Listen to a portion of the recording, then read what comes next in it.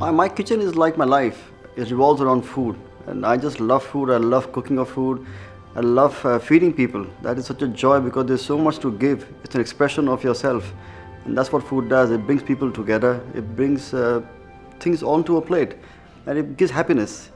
Indego is my little baby. We've been here now 7.5 years. It's been one of the best restaurants. It's voted as one of the best restaurants in the Gulf.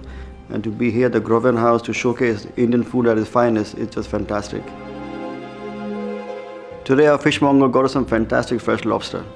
We're going to put it into a marinade of some garlic and chili, and we're going to lightly pan grill the lobster. And on the base of the lobster, we're going to do a potato dish. Again, the potatoes are blanched with spices, so the flavors are much more deeper. And then they're tossed with an herb sauce. And to accompany that, we're going to give a little sauce made of fresh tomatoes, which we really infuse it down and break it down and reduce it. So we would like to welcome you all to come to a beautiful little place, the Groven House in Dubai. It's absolutely fantastic. The weather here is beautiful. The food is fantastic. The service is brilliant. And the service standards are par excellence. So I think when you come in here, you have a great meal.